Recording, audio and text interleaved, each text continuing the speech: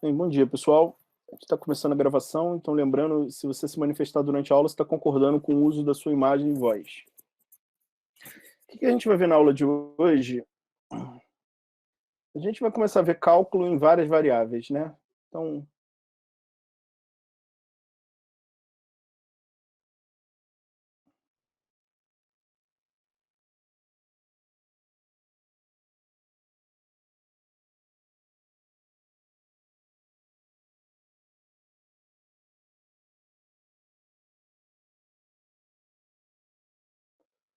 a gente vai começar com a parte diferencial.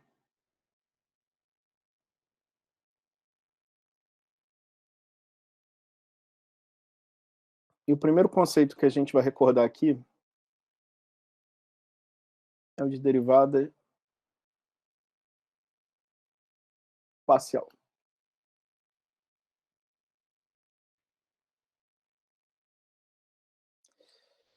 É,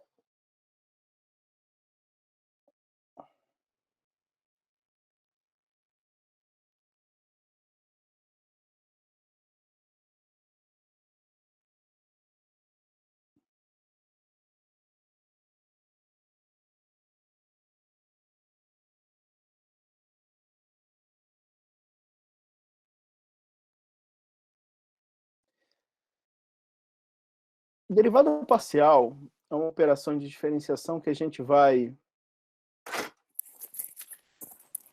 fazer numa função com mais de uma variável. Por exemplo, eu vou definir aqui o conceito de derivada parcial com uma função de duas variáveis, tá? F de x, y.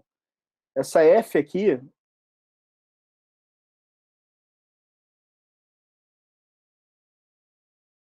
ela é uma função que o domínio dela é quem? É o R2, ou de maneira mais geral, certo? Subconjunto do R2, e o contradomínio é o conjunto dos reais, né?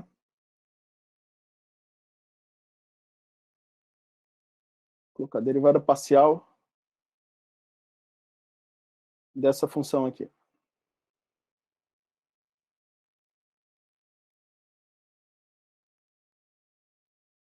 Como é que a gente definia a derivada no cálculo 1? Qual era a definição formal de uma derivada? Era o limite do quê? F de x mais delta x menos f de x sobre delta x quando delta x ia a zero, né? Vai a zero. Então, isso aqui é derivada no cálculo 1. Aqui no cálculo 2, o que acontece? Eu tenho duas variáveis, né? Então, se eu pensar um limite análogo a esse aqui, para essa função aqui,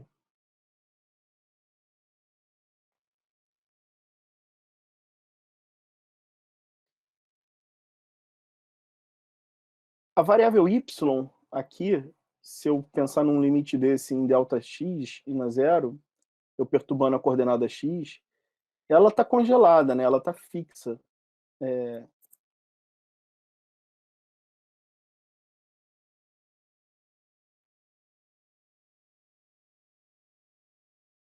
Então, se eu construir esse limite aqui, está entendido que o y aqui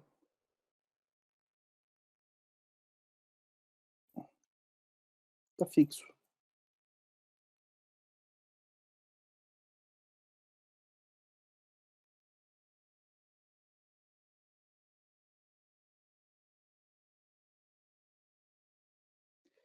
Então, esse limite aqui, ele é uma espécie de derivada em x, né?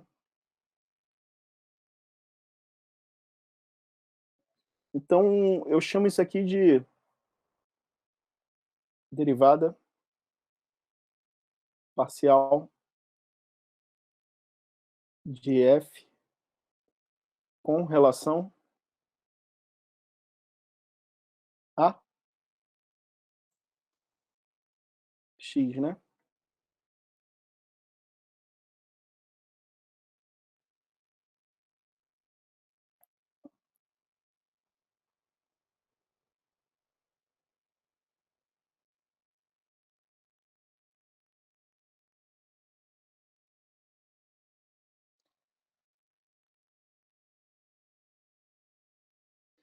E se eu quiser construir uma derivada parcial de f com relação a y, eu acho que vocês já conseguem definir isso aqui, inspirado por essa ideia aqui. Como é que seria a derivada parcial de f com relação a y? Derivada sempre é um limite.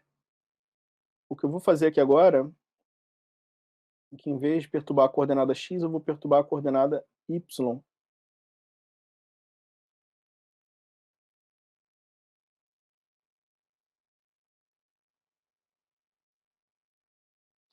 Eu vou tomar esse limite quando o ΔY, a perturbação em y, vai a zero.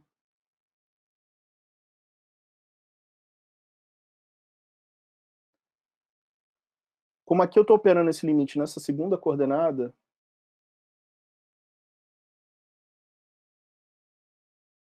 aqui eu tenho o x fixo. E essa aqui é a derivada parcial de f com relação a y.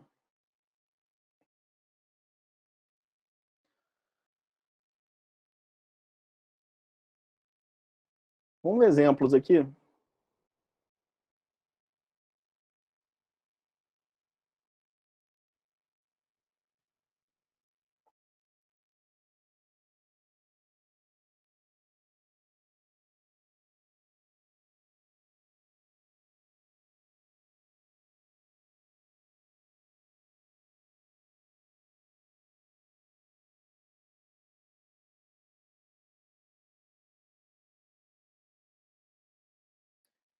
Quem é a derivada parcial dessa função f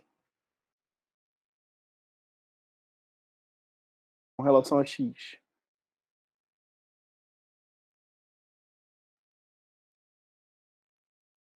Quando eu estou derivando isso aqui com relação a x, o y está fixo. Então, eu congelo a variável y aqui. Quando eu digo eu congelar ela, eu estou querendo dizer que eu vou tratar ela como se ela fosse um número, e não uma variável. Então, se isso aqui é um número, isso aqui é 3x ao quadrado, isso aqui é 5y ao cubo, é um número, né? Porque y virou um número. Isso aqui é um 2x ao quadrado vezes um número, mais um outro número, né? Se vocês derivarem isso aqui, dá o quê? Isso aqui é variável, então 6x. Vocês derivam segundo a regra do cálculo 1. A derivada de uma constante é zero, né? Aqui o y é como se fosse uma constante, então tenho 2yx ao quadrado, dá o quê?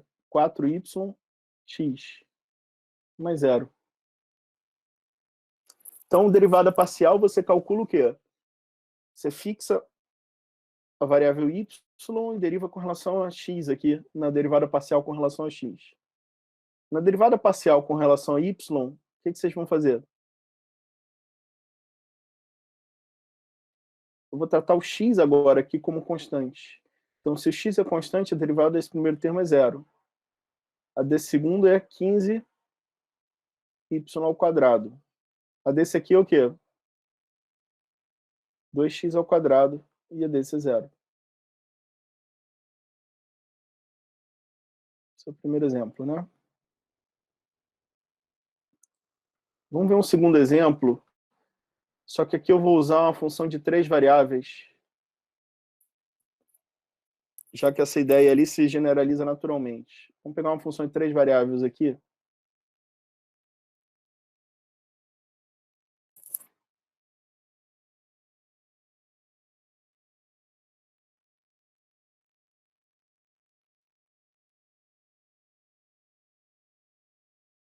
Como é que é a derivada parcial dessa função com relação a x?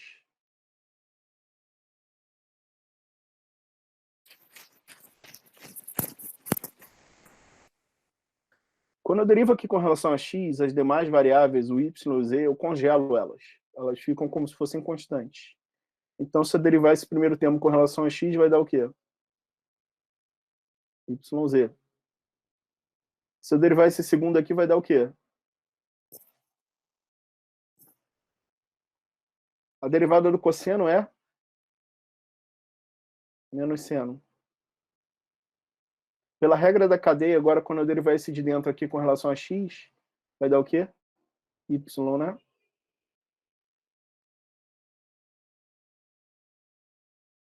Como é que é a derivada de f com relação a y?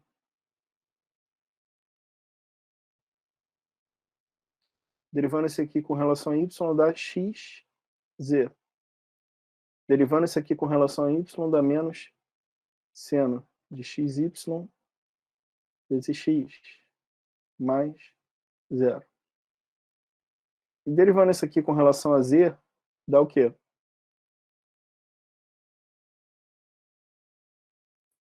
Xy mais zero, porque não tem z aqui, né? Mais 2. Tá claro isso, pessoal? Tem alguma pergunta?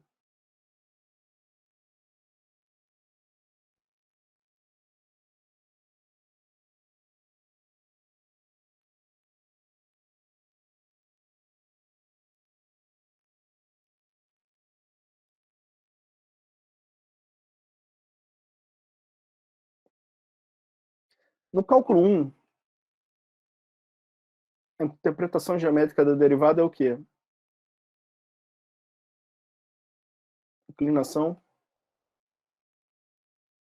da reta tangente, né? Você tem essa derivada parcial agora, de certa forma, relacionada a uma inclinação de uma tangente. Mas a gente tem que fazer alguns ajustes de dimensão aqui para pensar isso aqui como uma inclinação de uma tangente. Por quê? Porque eu tenho uma função de duas variáveis agora. Então, a função de duas variáveis, não é o gráfico dela não é uma curva, para eu pensar que isso aqui é a derivada, que essa derivada parcial é a inclinação dessa curva. O gráfico disso aqui é uma superfície. Tem uma curva aqui dentro dessa geometria, a qual isso aqui corresponde à inclinação. Mas eu vou mostrar aqui com um desenho para vocês. Qual é? Um plano?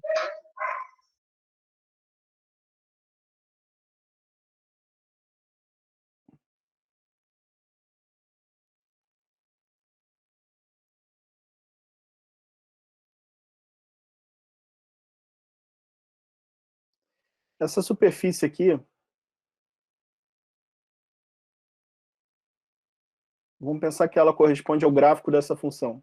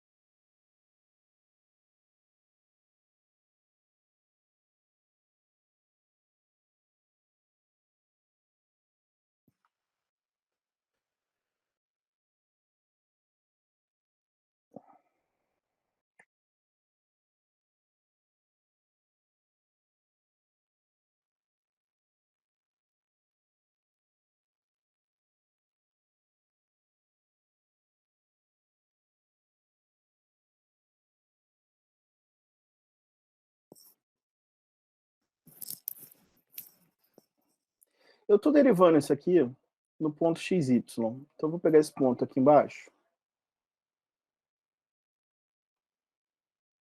Eu estou derivando essa função num certo ponto xy aqui, não é?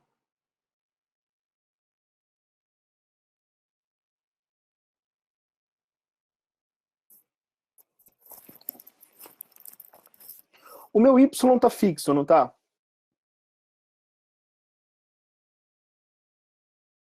Um y fixo, geometricamente,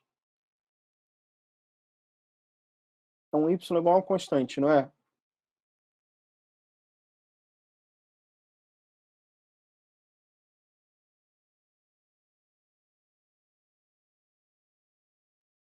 Um y igual a uma constante é um plano. Que plano? É um plano que vocês concordam que tem o eixo y como normal?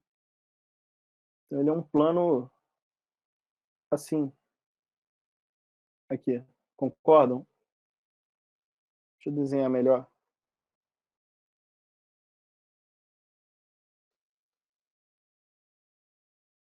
Um y constante é um plano assim. Se eu pegar a interseção desse plano com essa superfície aqui, vocês concordam? Isso vai dar uma curva assim? Sim.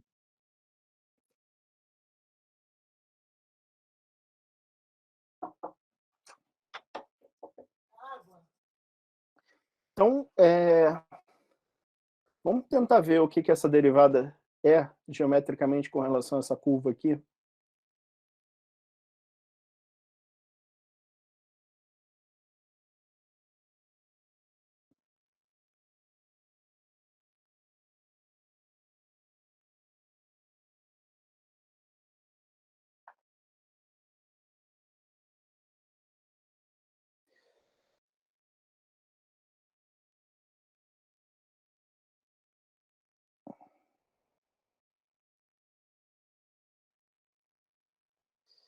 Essa derivada aqui corresponde à inclinação dessa tangente aqui.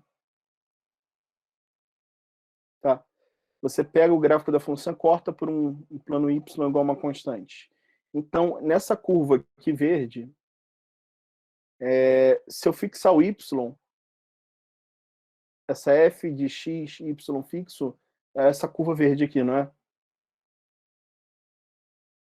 Então, essa derivada parcial corresponde a essa inclinação, a inclinação dessa tangente amarela, tá? Se eu repetir isso aqui para derivada parcial com relação a y, onde o x está fixo, vocês concordam que o que vai acontecer, essa derivada vai corresponder a uma tangente e uma curva assim, né? Tá? Então, a derivada parcial também pode ser interpretada como uma inclinação de tangente, mas não é a inclinação de tangente do gráfico de f. Porque o gráfico de f não é uma curva, é uma superfície, mas sim uma curva obtida a partir do gráfico dessa f, tá?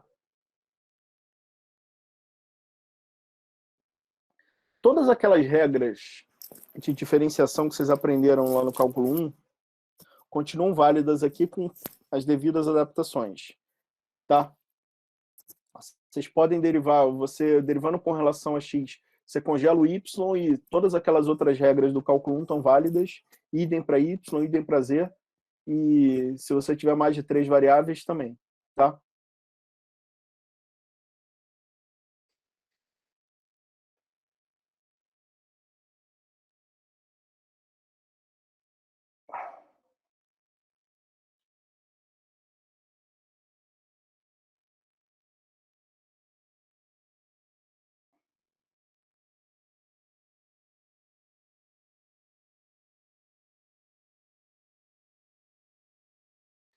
A gente viu naquela aula que a gente recordou o cálculo 1, que derivada pode ser usada como uma ferramenta analítica, né?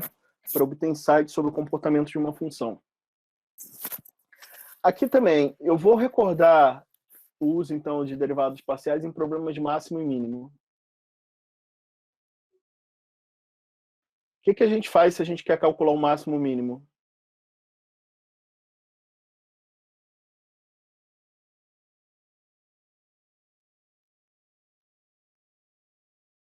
Você deriva igual a zero, mas como é que eu posso derivar com relação a mais uma variável? O que eu faço é o quê? É derivar com relação a todas as variáveis igual a zero. Isso aqui vai me dar um sistema de equações, não vai? Sim.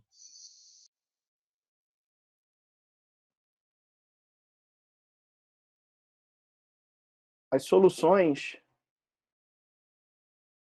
desse sistema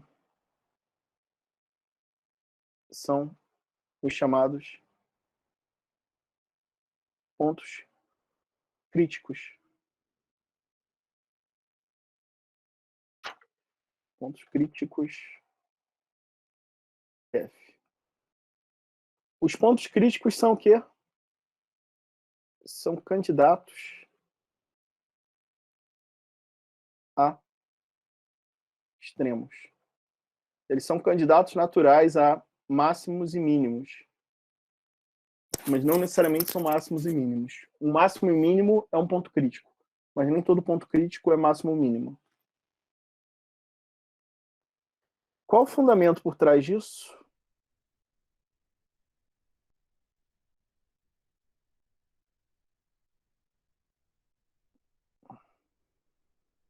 Se você pensar aqui num extremo,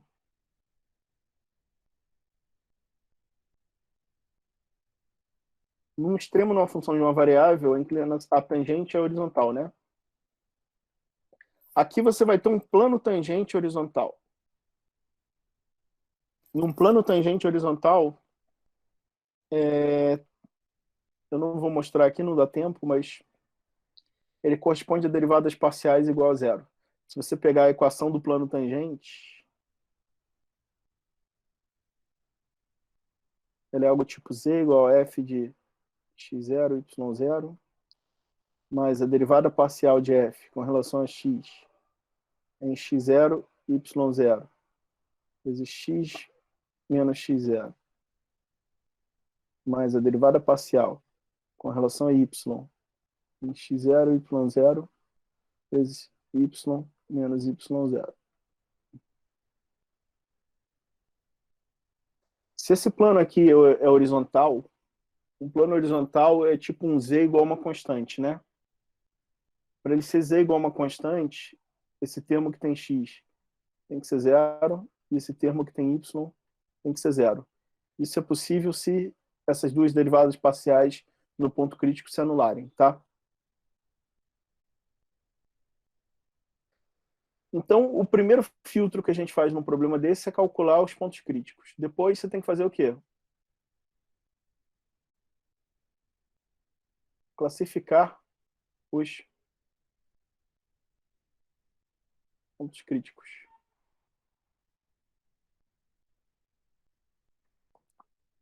Como é que a gente classifica os pontos críticos aqui em duas variáveis? Depois eu generalizo para mais.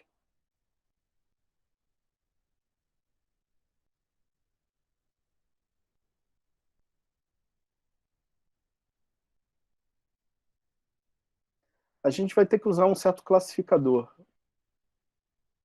que ele é assim.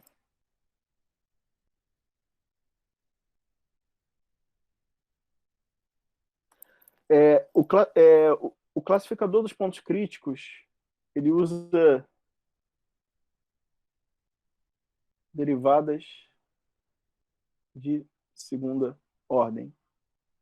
Como a gente sabe derivar para uma ordem acima de 1 em cálculo 1, a gente sabe em cálculo 2 também, né? Aqui vai usar a derivada de segunda ordem com relação a x.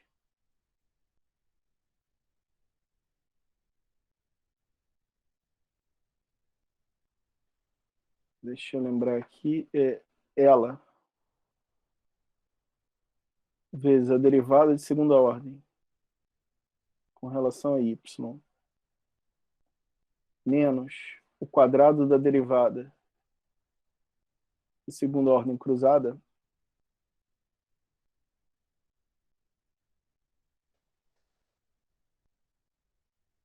eu vou chamar isso aqui de delta.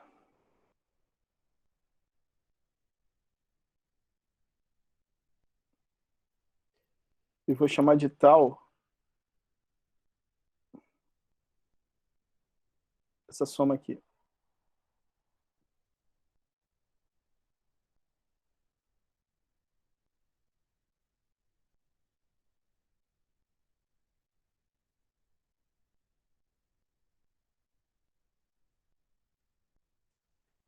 Se delta é positivo e tal é positivo, a gente tem um mínimo local. Se a gente tem delta positivo e tal negativo, a gente tem um máximo local. E se a gente tem delta negativo, a gente tem um chamado ponto de célula. Vocês lembram disso?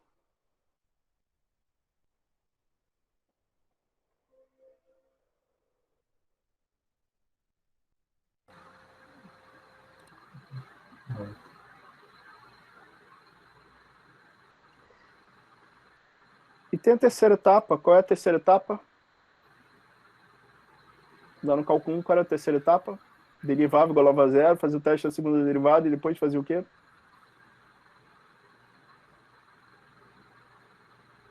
Verificar a Existentes. fronteira. Vamos ver um exemplo.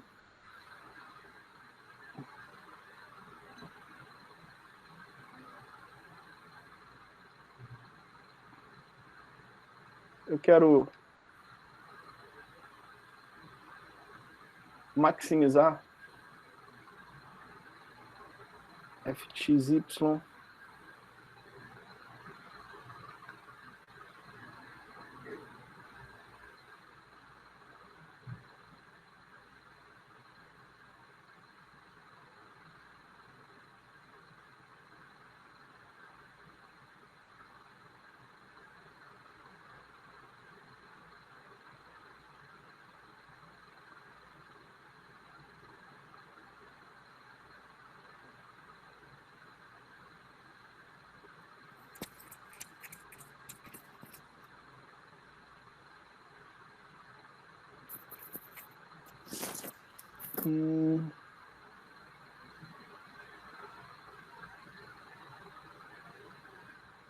Deixa eu pensar um pouco mais no exemplo. Peraí.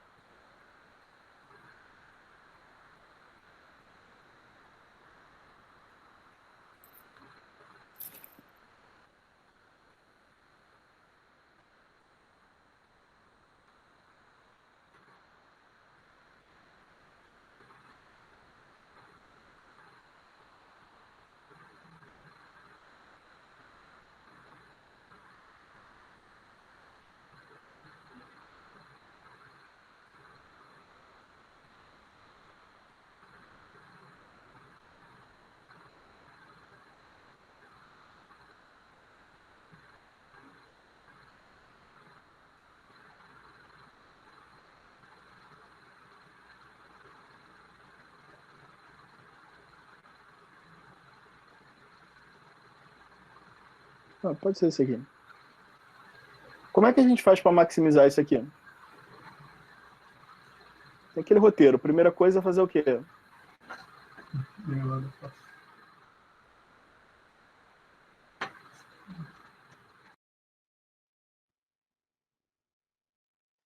Como é que eu derivo isso aqui com relação a x?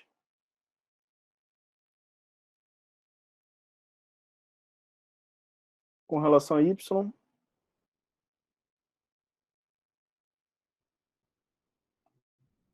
Essa primeira equação me dá o quê? X igual a 1. Essa segunda? Y igual a 2. Quem é o meu ponto crítico? Só tem um aqui. Quem é o ponto crítico? 2. Ele é o meu candidato a máximo, né? Concordam?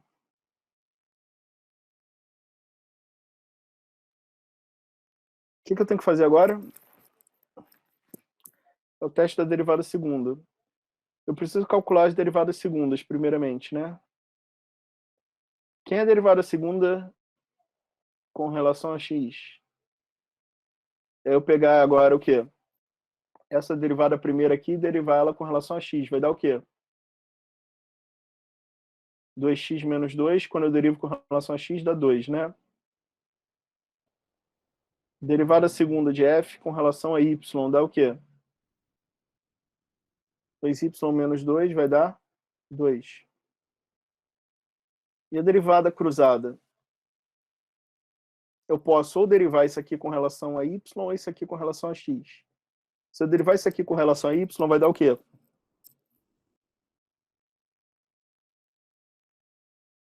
Dois x menos 1, menos 2, derivado com relação a y, dá o quê? Zero, professor. Dá zero. Zero. E se eu derivar isso aqui com relação a x, dá o quê? Dá zero também, né? A derivada cruzada, a derivada com relação a x com relação a y, ou derivar a derivada com relação a y com relação a x, tem que produzir o mesmo resultado para as funções típicas que a gente trabalha, né? Não vou entrar em qual é o detalhe onde isso vale, mas nos casos típicos isso acontece, né? Eu tenho que construir agora aquelas duas quantidades, né? Delta e tal, né? Tal era essa soma aqui, dá 4. E o delta era quem? Isso vezes isso, menos o quadrado disso. Dá 4 também, né? O delta é positivo e o traço é positivo. Isso aqui é o que, então?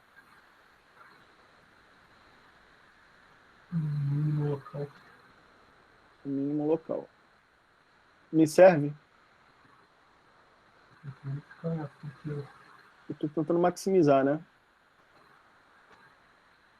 Se você parar para ver, eu tenho que olhar os extremos agora, né? Se você olhar o gráfico daquela função ali, ele é um paraboloide assim.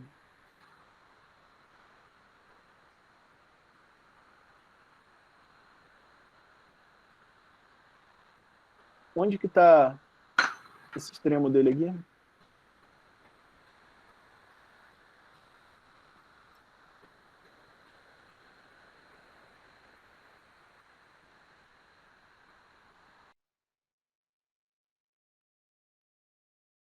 Esse ponto aqui é quem?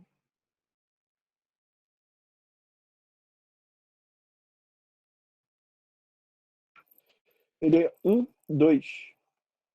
Ele é x igual a 1, y igual a 2.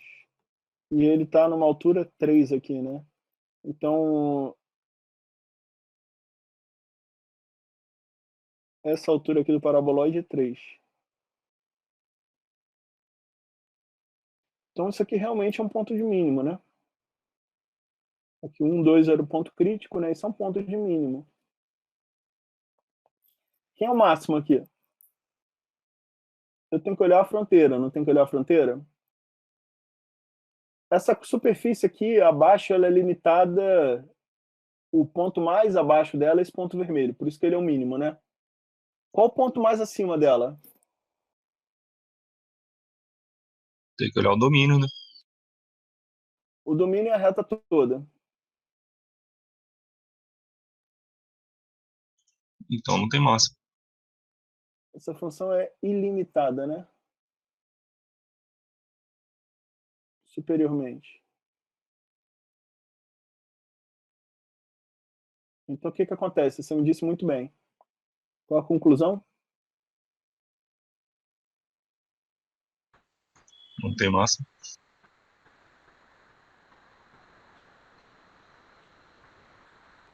Eu não tenho um ponto de máximo. Sempre que você me der um candidato a máximo, eu posso achar um valor maior que ele, né?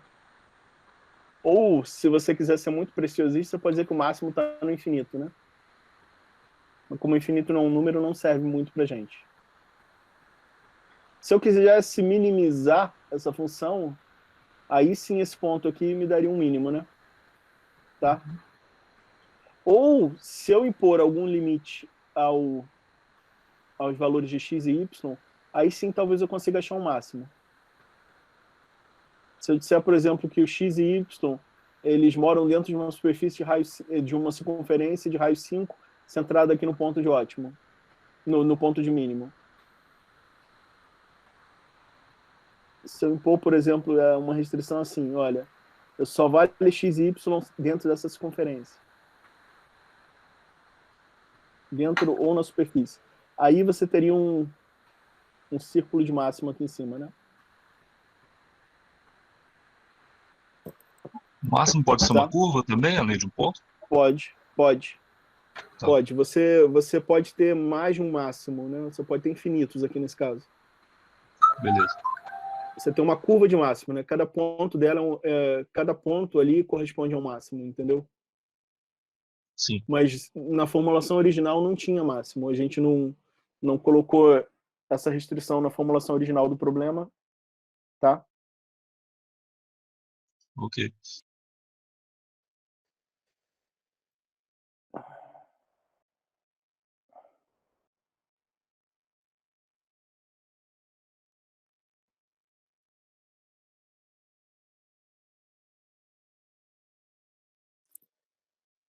Eu quero passar agora a noção de derivada direcional.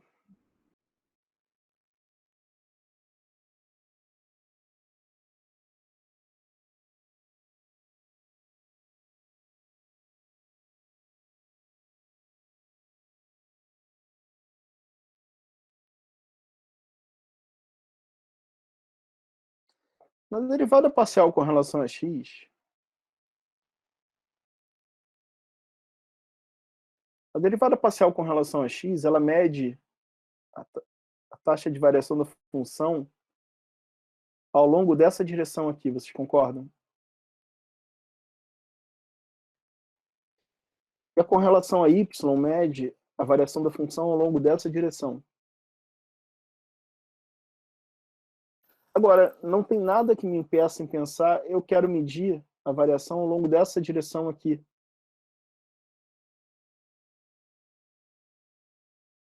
E essa direção aqui, vamos pensar que ela é caracterizada por um vetor unitário U.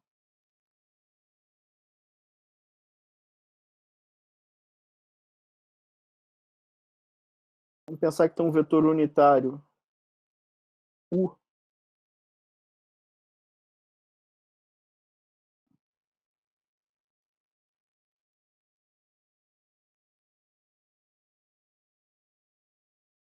Como é que eu posso medir a taxa de variação da função ao longo dessa direção? Essa direção que tem um pouquinho de ingrediente x e um pouquinho de ingrediente y.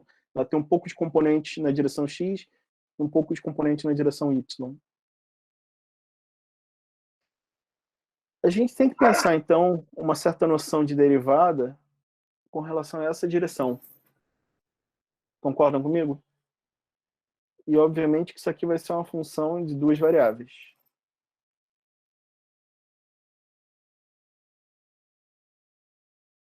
Generalizar isso não é difícil.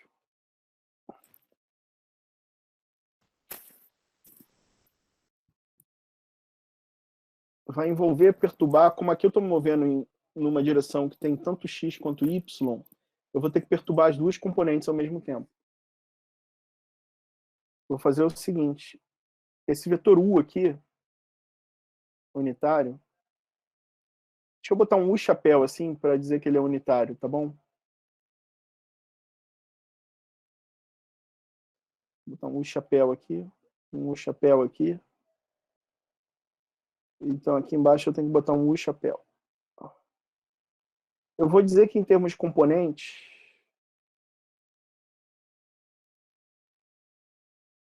ele é o x, o y, tá bom? Então, eu vou fazer o seguinte, x mais um t, o x, y, mais um t, o y, menos f de xy sobre t, e eu tomo esse limite quando o t vai a zero. Isso aqui é o que a gente chama de derivada direcional.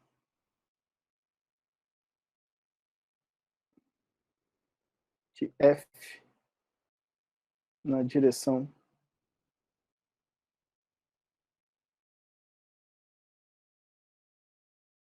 o chapéu.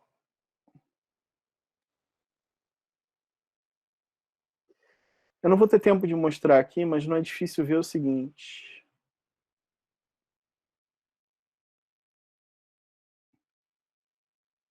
que essa derivada direcional aqui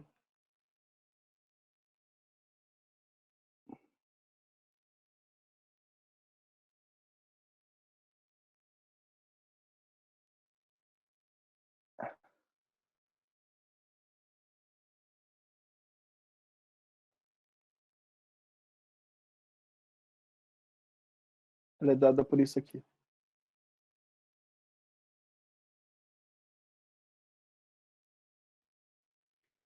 E se eu tiver em 3 ou mais variáveis, vocês já perceberam como é que isso aqui generaliza, né? Se eu tiver em 3 variáveis, eu vou colocar a derivada parcial com relação a z vezes o uz. E assim vai. Vamos apelar um pouco para a geometria analítica, ver se vocês concordam que isso aqui é o produto escalar entre dois vetores.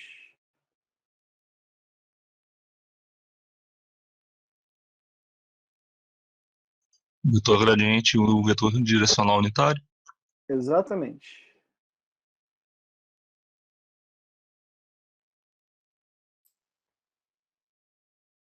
O x, o y. Vê se vocês concordam que isso aqui é o produto escalar entre esse vetor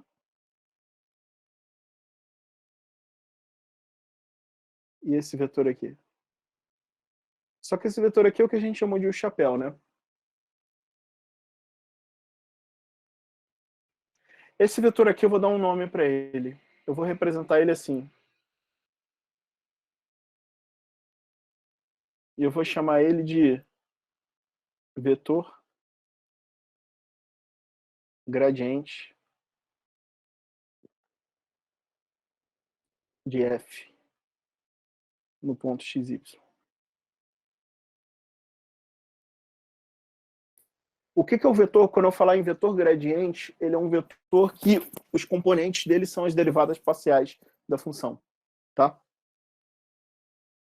E para eu calcular uma derivada direcional, é só eu fazer o produto interno, o produto escalar, do vetor gradiente com a direção na qual eu estou querendo derivar.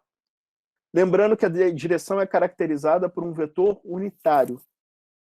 Tá?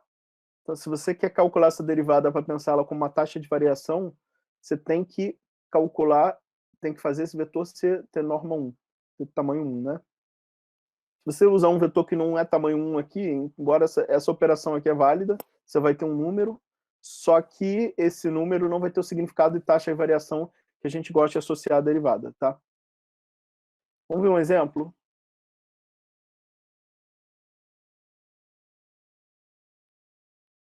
Uma função bem simples, e eu vou pegar essa direção como sendo 1 sobre raiz de 2, 1 sobre raiz de 2.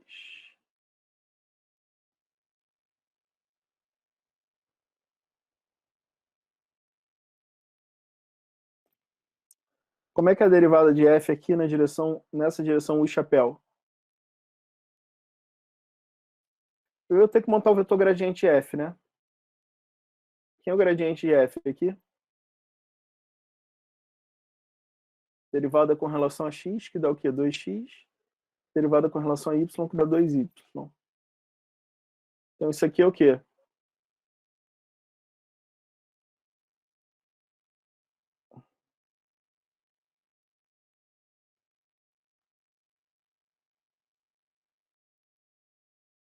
Dois x sobre raiz de 2, 2y sobre raiz de 2. Concordam comigo?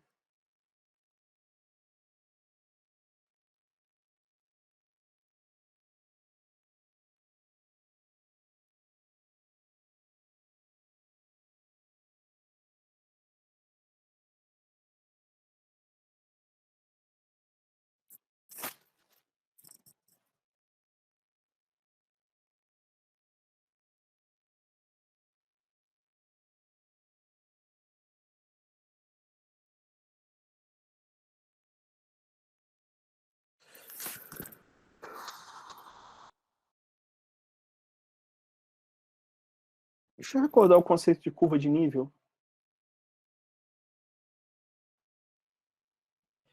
Eu tenho uma função de duas variáveis. Se eu fizer ela igual a um constante, o conjunto que corresponde... se eu pegar uma função de duas variáveis e igualar ela a uma constante, isso aqui é uma equação algébrica ou transcendental que geralmente representa uma curva, né? Pode representar um ponto, pode ser o conjunto vazio, mas tipicamente isso aqui é uma curva. Vamos pensar do ponto de vista geométrico, imaginando que isso aqui seja o gráfico da f. Quando eu faço isso aqui igual a k, eu estou fixando z igual a k, né?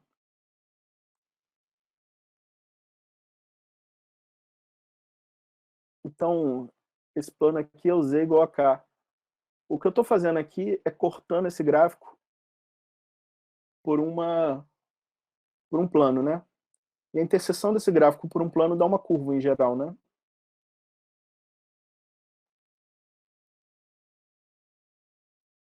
Essa curva que resulta dessa interseção é o que a gente costuma chamar de curva de nível. Essa curva a gente diz que ela é o nível k dessa função, e a gente costuma plotar ela aqui no domínio. Assim. E, obviamente, essa função aqui tem infinitos níveis associados a ela, né? Eu posso pegar esse outro aqui, botar aqui, dar uma curva mais aberta assim. E se eu fizer a coleção de todas as curvas, se eu pegar a coleção de todas as curvas de nível possíveis, é o que eu chamo de mapa de contorno, tá? Então, tanto esse verde, essa é a curva de nível, vamos chamar aqui z igual a w, w, e essa vermelhinha aqui é a curva de nível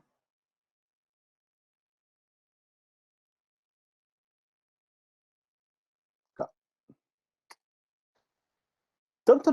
Essa noção de curva de nível pode ser estendida para superfície de nível e superfície de nível para funções com 3, 4, etc., mais variáveis, né? O importante é o seguinte, ao longo de uma curva de nível, esse f de xy é constante, não é?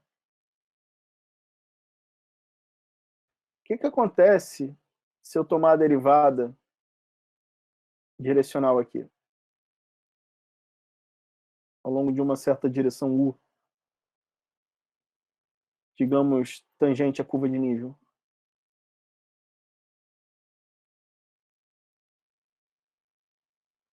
Você tem uma curva de nível aqui, né?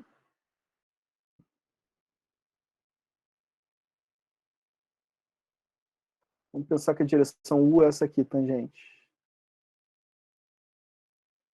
O que acontece se eu tomar essa derivada direcional aqui? Do lado esquerdo dá isso. Do lado direito, se eu derivar isso aqui com relação à direção u, uma constante dá zero, não é?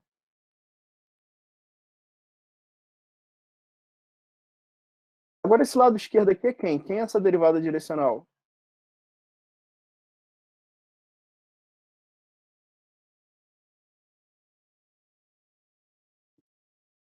Vocês concordam que o lado esquerdo é isso?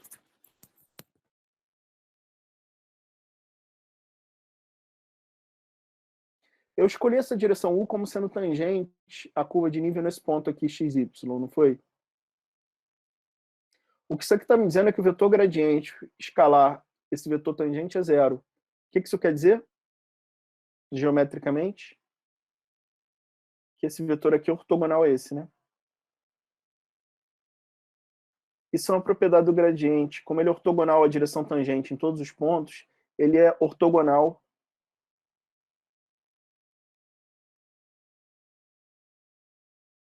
ou perpendicular às curvas de nível de f. Isso é uma propriedade muito importante do vetor gradiente, tá?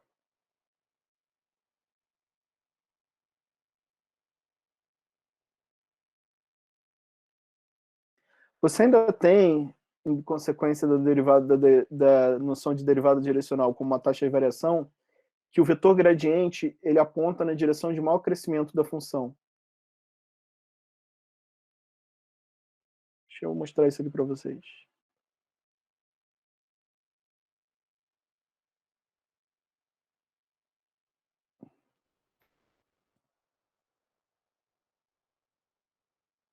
certo?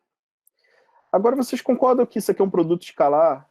Então isso aqui é o gradiente f, a norma do gradiente f, vezes a norma de u, vezes o cosseno do ângulo entre eles. Só que como esse vetor unitário, isso aqui é 1, né?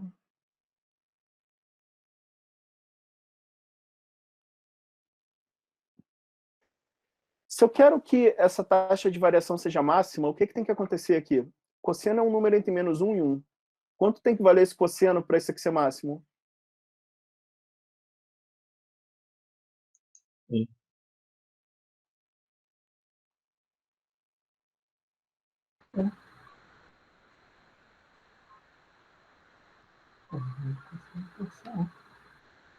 Quando o cosseno de θ é igual a 1, o que isso quer dizer? Que esse vetor u, chapéu, e o vetor gradiente, o θ é o ângulo entre eles, não é? Uhum.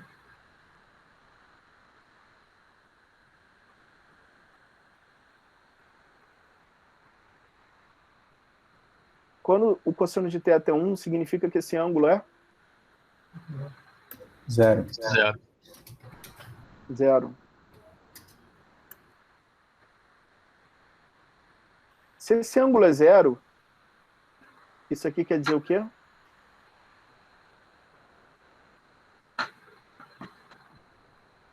Esses dois vetores são paralelos, né? Vou repetir o raciocínio aqui agora. Quando é que isso aqui é mínimo? Quando o cosseno de θ for? 180? Eles também são paralelos aqui. Qual é a diferença? São opostos. São opostos. Nesse primeiro caso aqui, eles estão apontando na mesma direção. Aqui, eles estão apontando em direções opostas, né?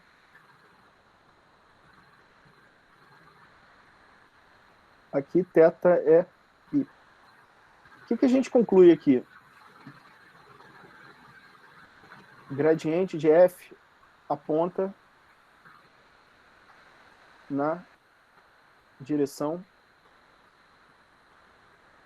de maior crescimento da função f. Vocês concordam comigo? Ele é máximo quando o U chapéu e o gradiente f são paralelos na mesma direção, né? Ou seja, na direção de maior crescimento, é aquela que aponta na direção do gradiente f, né? E a direção de maior decrescimento é qual? É a que aponta na direção de menos gradiente f, tá?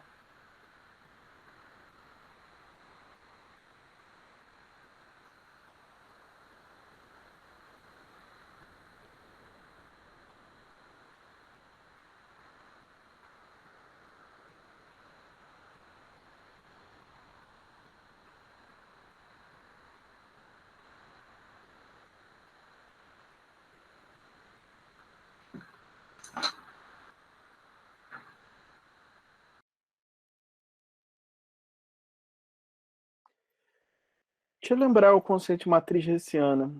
A gente na derivada direcional pegou as derivadas parciais de primeira ordem e colocamos elas dentro de um vetor, não foi? E a gente chamou isso de vetor gradiente.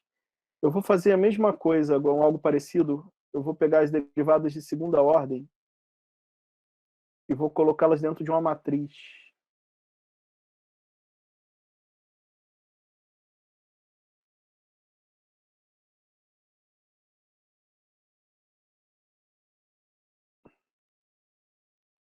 Vou chamar essa matriz aqui de matriz hessiana.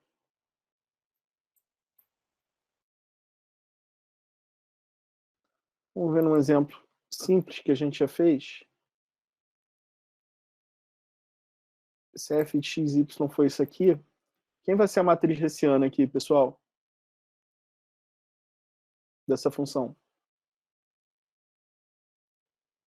A derivada de f com relação a x é 2x. A derivada de f com relação a y é 2y. A derivada segunda aqui vai ser o quê? 2. Com relação a y aqui vai ser 2. E a derivada cruzada dá um 0, né?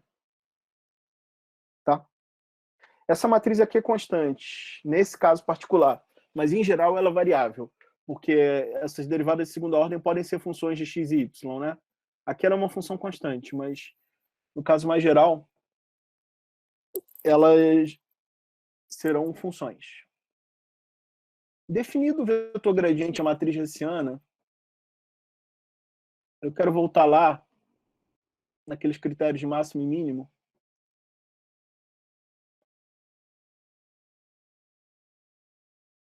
A primeira coisa que você tinha que fazer era derivar igual a zero, não é?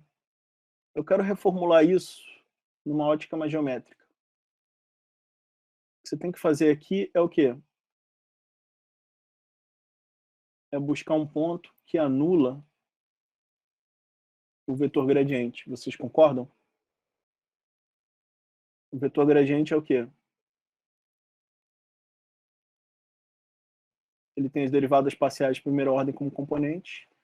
Na primeira etapa eu queria encontrar um ponto que zera todas as derivadas, então o que eu estou querendo fazer é zerar o gradiente, né?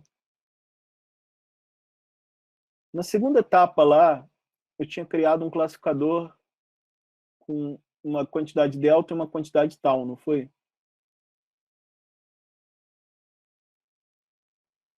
Eu vou pensar agora em termos da matriz hessiana. Eu vou abreviar a derivada assim agora. Essa aqui é uma outra abreviação.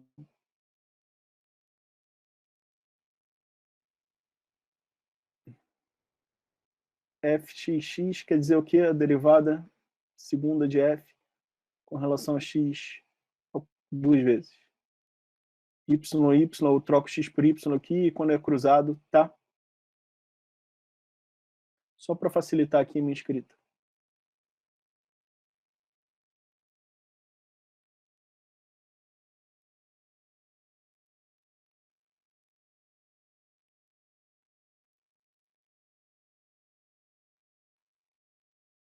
Vocês lembram aqueles números delta e tal? Delta é o determinante dessa matriz, tal é o traço dessa matriz. Então, aquele critério que vocês viram lá, ele é em termos do traço e do determinante dessa matriz, concordam?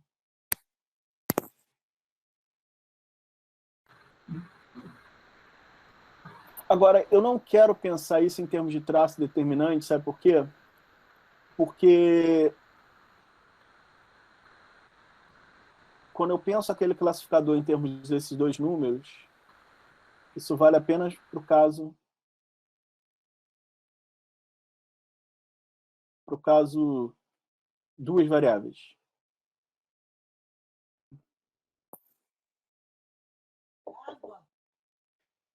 No caso com 3 ou mais variáveis,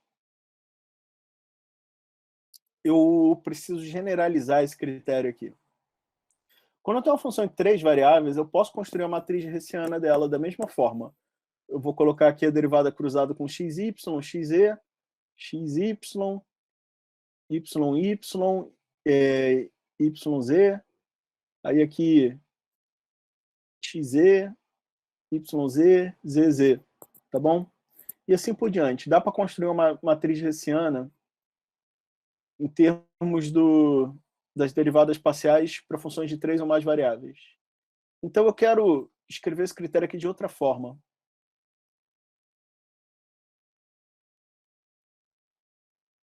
Vocês lembram a noção de autovalores e autovetores?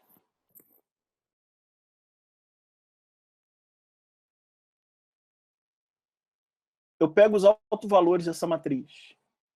Todos os autovalores positivos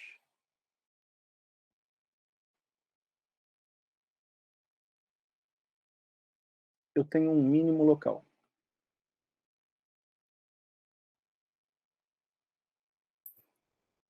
Se eu pego todos os lambdas menores do que zero,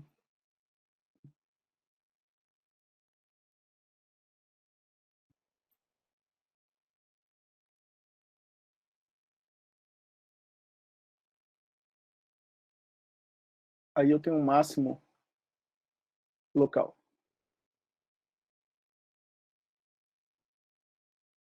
E se eu tenho uma situação que tem lambdas positivos e lambdas negativos,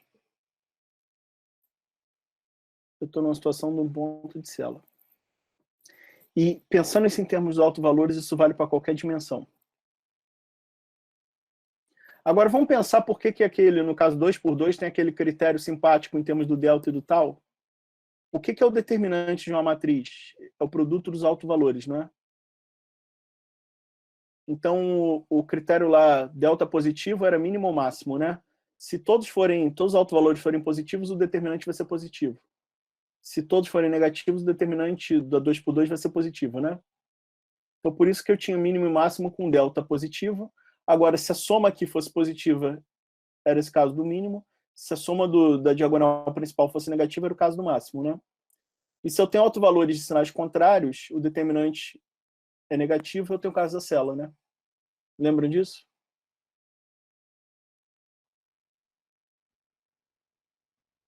Claramente.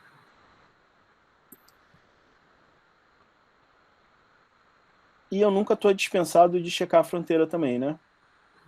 Verificar a fronteira.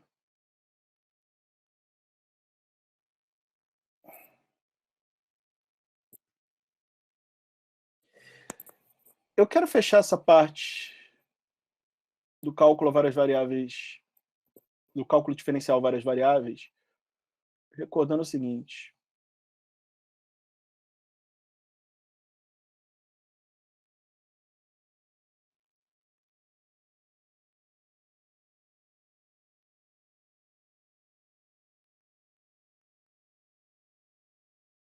Eu quero recordar alguns operadores diferenciais.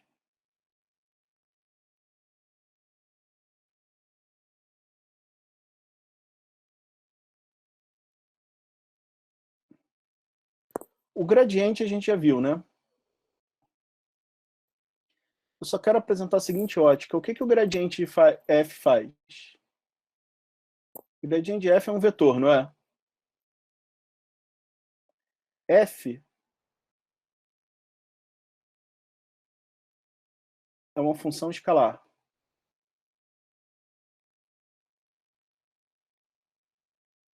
O gradiente de f age sobre um campo escalar, isso aqui é chamado um campo escalar.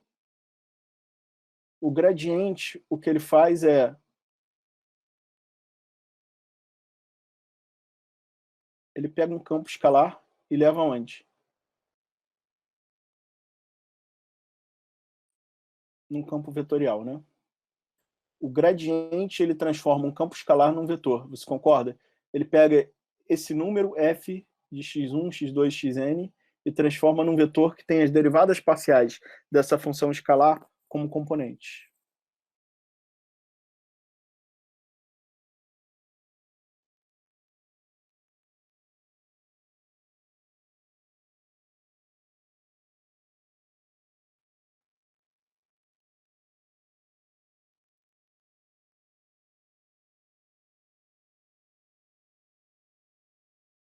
A gente já viu o exemplo como calcular o gradiente.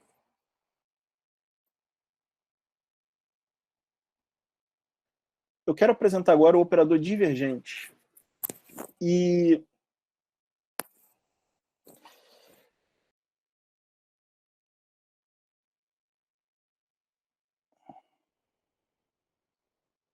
só que aqui para o divergente, o que eu vou ter é um campo vetorial.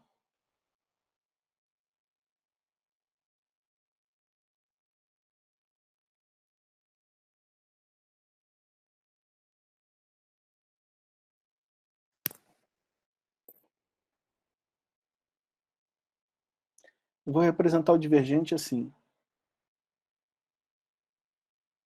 Eu vou pensar...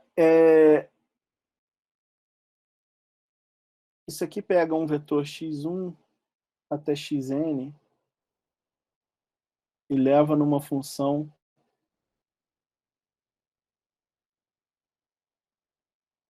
que é assim.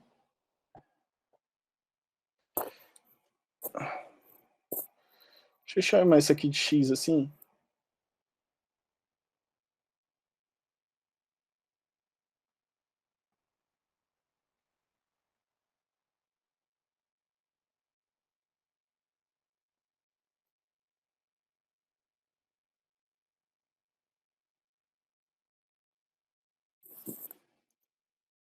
cada um desses fzinhos aqui é o seguinte.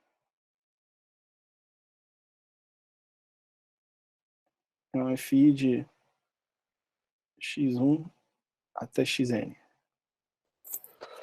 Eu posso pensar que isso aqui é o produto escalar entre dois vetores. Eu posso pensar que isso aqui é o produto escalar entre o gradiente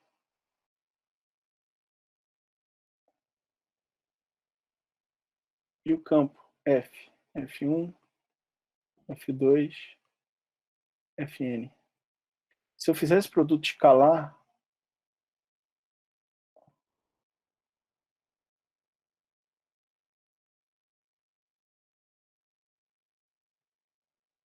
dá isso aqui.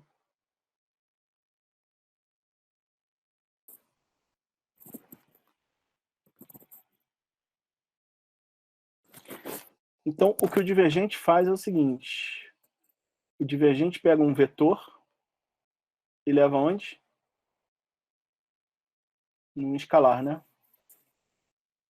Ele pega esse campo vetorial f, que é uma função onde cada componente dela é uma função vetorial, né? Ela recebe um vetor como entrada e devolve um vetor como saída. E associa essa função vetorial a um número que é dado pela soma dessas derivadas parciais de primeira ordem. O divergente, vamos ver um exemplo aqui.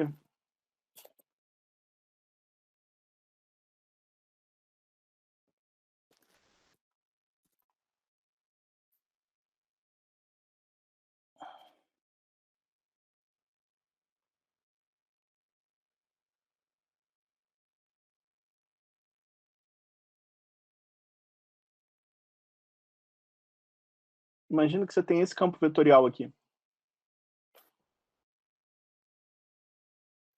Quem é o divergente de f?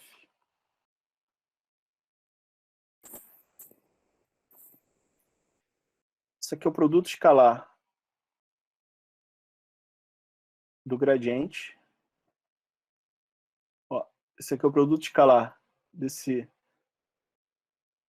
operador que se chama nabla. Ou del também. É o produto escalar entre o del e o campo f, né? Que é quem?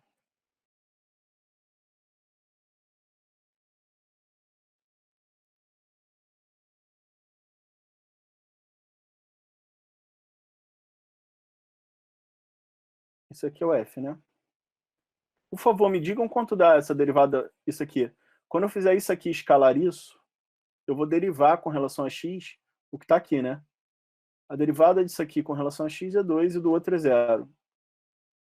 E agora eu vou pegar esse aqui e multiplicar por esse, derivando com relação a y. A derivada do cosseno é no seno. E a derivada do 2xy² vai dar mais 4xy. Vocês entenderam o que eu fiz aqui?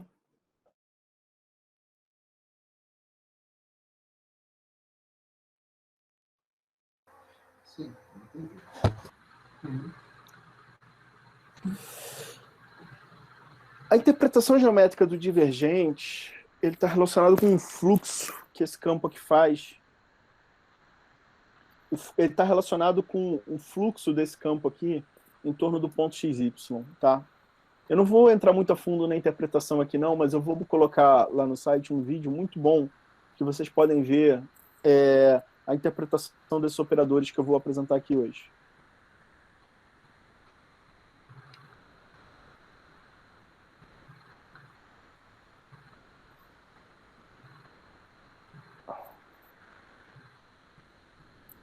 O rotacional, ele também se aplica a um campo vetorial de Rn em Rn, só que o divergente pegava um vetor e levava onde? Num escalar.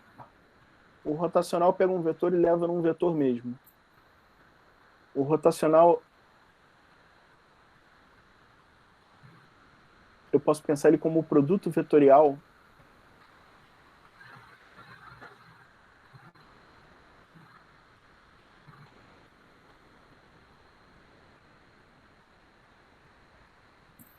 Para pensar em produto vetorial, na verdade não é RN aqui, me perdoem.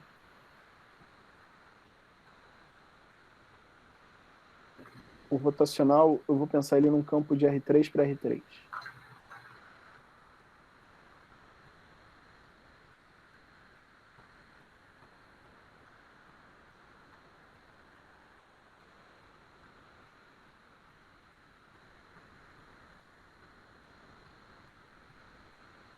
Como é que a gente calcula um produto vetorial? Vocês devem lembrar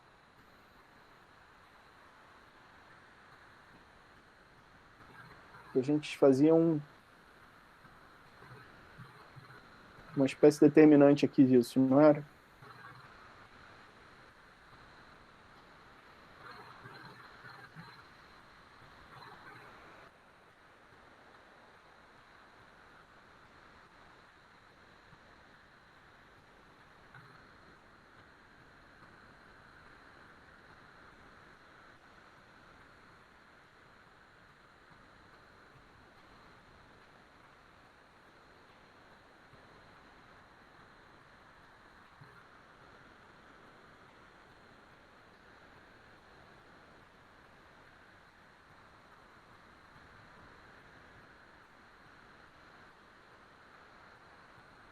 Vamos calcular esse determinante aqui?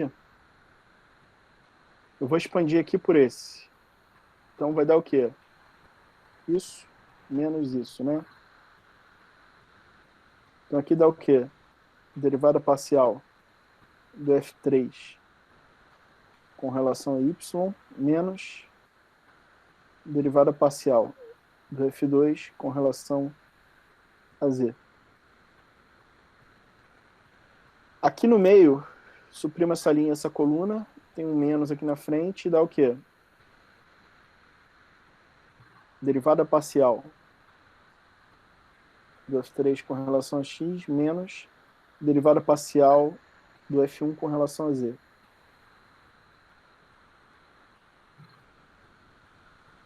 E aqui o último, eu vou suprimir a primeira linha e a terceira coluna aqui, e vai dar esse produto cruzado aqui, né? Derivada parcial do F2 com relação a X menos a derivada parcial do F1 com relação a Y.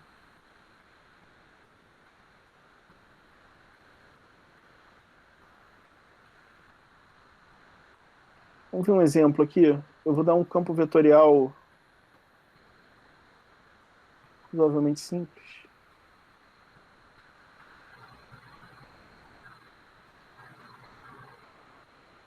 Quem é o rotacional desse campo aqui?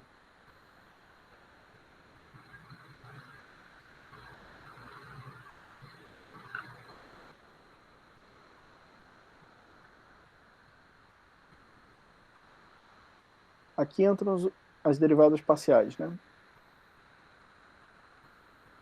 E aqui?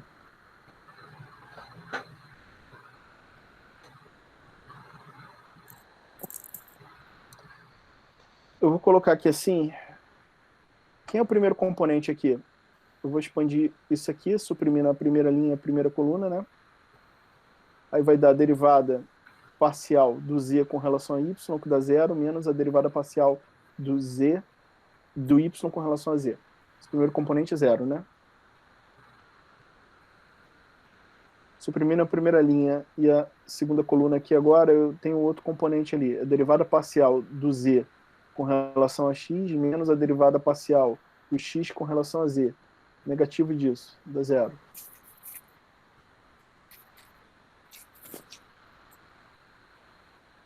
E aqui agora, fazendo esse último determinante, vai dar quanto, pessoal? A derivada parcial do y com relação a x, menos a derivada parcial do x com relação a y é zero. A gente diz, então, que esse campo aqui tem rotacional nulo. E campos que têm rotacional nulo são chamados campos conservativos. Isso aqui é um exemplo, então, de campo conservativo.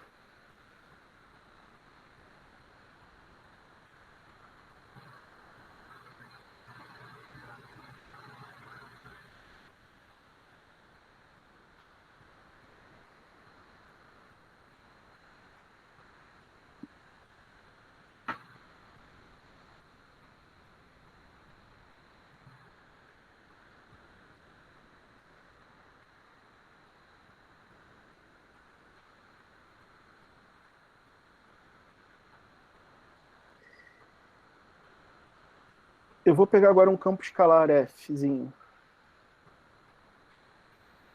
Eu posso calcular o gradiente dele. Isso aqui é um vetor, não é? E se eu tomar o divergente desse vetor, eu vou ter um escalar de novo, não é?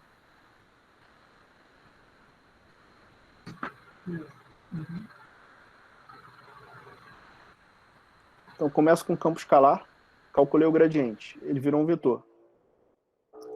Tomo o divergente disso agora, virou um escalar de novo, não é? Isso aqui é chamado Laplaciano de F. Ele é representado assim, como esse del ao quadrado aqui. Vamos pensar como é que é isso aqui? Eu tenho um produto escalar aqui,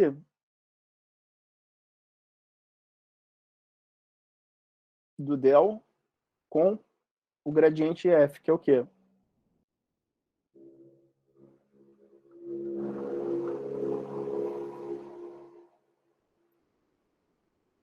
Se eu fizer esse escalar aqui, isso, vê se vocês concordam que dá segunda derivada com relação a x1, segunda derivada de f.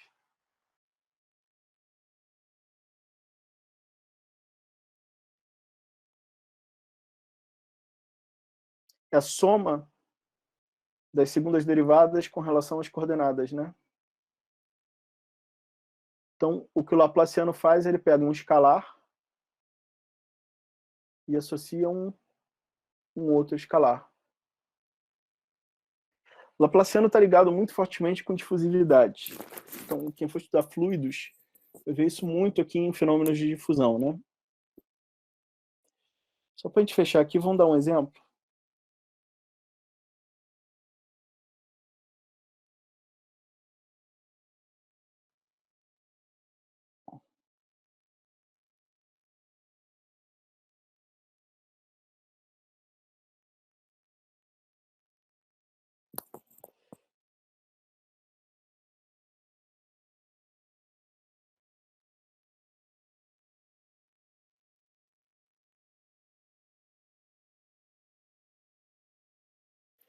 Quem é o Laplaciano dessa f aqui?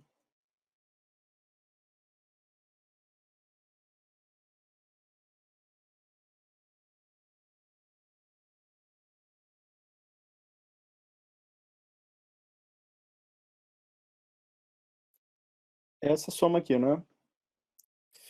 Para calcular a derivada da segunda ordem, eu preciso da de primeira ordem, né? Quem é a derivada de f com relação a x? Menos seno de xy vezes y mais 3x ao quadrado y ao quarto. Quem é a derivada de f com relação a y?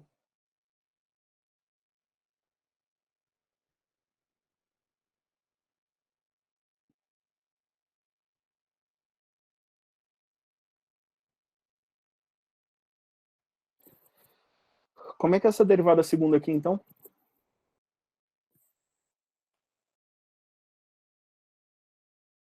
Deriva isso aqui de novo com relação a x. Vai dar o quê? Derivada do seno é cosseno.